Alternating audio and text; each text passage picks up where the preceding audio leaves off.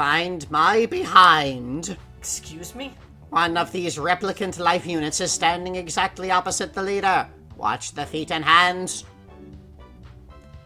That's a bad description of what you're supposed to do there.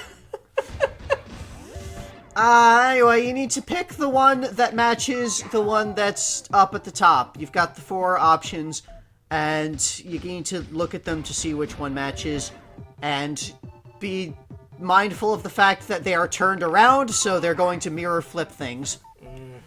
The things that you need to pay attention to are the shape of the hair and the positions of the arms and legs. On difficulty level 1, the arms and legs are, I think, always the same, and it's only the hair that's different, which means that's the only thing that you need to pay attention to.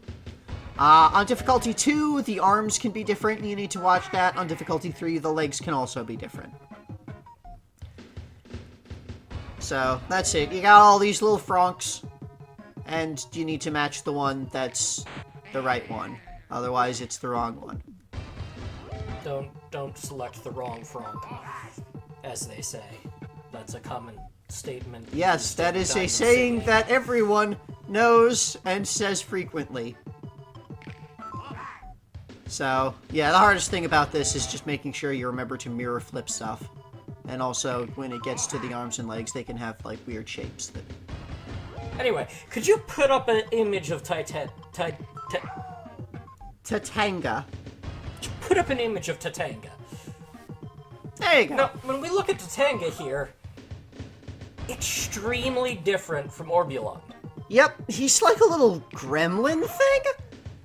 And, I mean, his ship is a warship. Yeah. Clearly. It's loaded with weapons.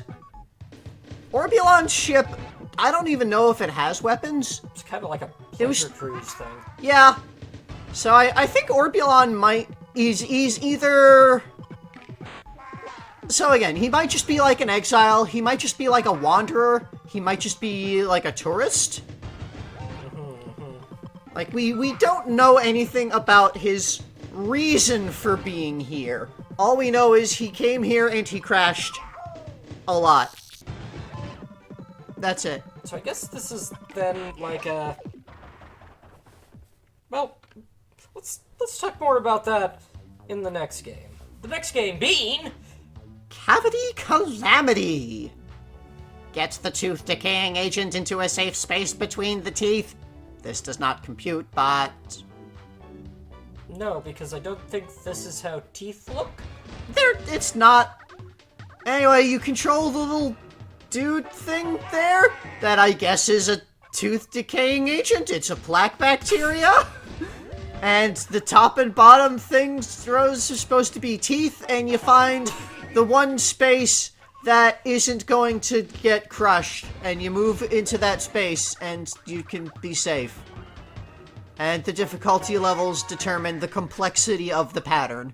In a game full of very weird and abstract concepts, this is a particularly abstract game.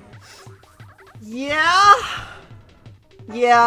It's also pretty hard, I found. Like, some of the patterns are incredibly easy to see, but like this. Like, okay, that was pretty easy just because it was right next to you. So, but yeah, the idea being that there is exactly one safe square on each level of difficulty. Right there, I just kind of... When it's on a far end, it can be a little bit hard to notice, I think.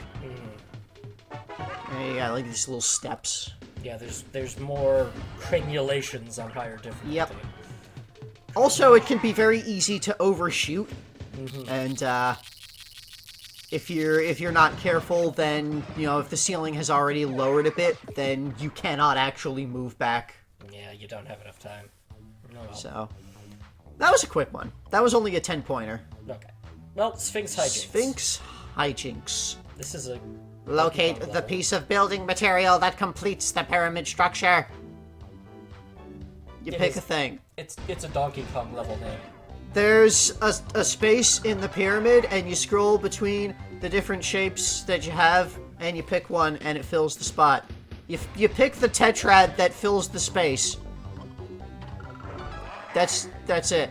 On higher difficulty levels, there's more options that you need to scroll through. Is it a tetrad or a tetramino? Oh, no, those are not tetraminos. They're not. I guess they're not really tetrads yeah, either. It's shapes. It's puzzle shapes that you put in a thing. So, that. Alright. So, let's go and talk about... What I wanted to talk about was Orbulon's... like, I guess, being the second species of alien? Oh, he's not the second. Oh, no. I've lost count. We have met a lot of aliens. Okay, how many extraterrestrials? I don't have my sheet up. That's probably our current one of the stats of the day that we've seen along the way. But it's more than a dozen. I can tell you that. Where yeah. did they all come from? I know a lot of them were in, Mario Artist Paint Studio. Okay, well... You know, there's the Explorer on Mars. Mars Land. I'm not sure the Paint Studio aliens count, strictly speaking. There were also a variety of aliens in, Cranky Kong's Jetpack game. I don't even remember that. Sorry, Cranky Kong's Jetpack game? Yeah, Jetpack. You know, the old classic, what was it, TurboGrafx 16? Or no, ZX Spectrum. His old ZX Spectrum game, Jetpack. He had it in Donkey Kong 64. And you could play it and earn a coin. It was a collectible you could get. Was this in Donkey Kong 64? Yes! Yes! There were two arcade-style old games. There was the Donkey Kong arcade and there was Jetpack. Okay, but that was just a video game inside of a video game. I am sure there have been other aliens. I haven't scrolled through the list of specifically aliens very recently. There are so many things on my list. I do not remember most of the incidental species that we've encountered, but trust me, there have been more actual aliens that are within the continuity and not fictional within the continuity. I'm pretty damn sure. Okay, pause. I need to look at this. Okay. You explain the next game. So the next game. Gearhead Fred.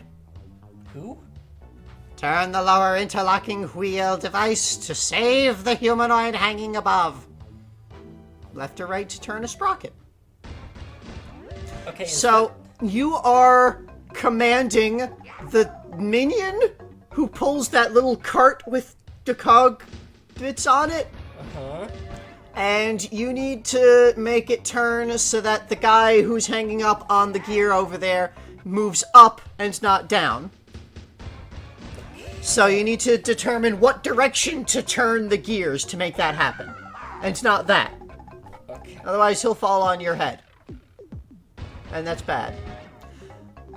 It's basically a matter of count the gears. If there's an even number of gears between the person in the cart, you move to the right. If it's an odd number of gears, you move to the left. Sometimes there are... How clockwise and counterclockwise gears. Yeah. Sometimes there are additional superfluous gears off to the sides that you can ignore because they're not part of the connection. Sometimes there's a very long chain of gears that can make it hard to quickly see and count, but otherwise it's a very simple... Once you understand how gears work, it's a matter of just counting and knowing which direction is even and which is odd. Higher difficulties are higher numbers of gears. There's different setups of the gears. There's finite setups, and you know each difficulty level has higher complexities of things. But it's mechanics. Yep. But there's only like 2 inputs that are valid, so yeah, it's pretty easy to go through them. Even if you guess, it's a 50-50. So, that's a pretty simple one. It had a very fairly low goal as well.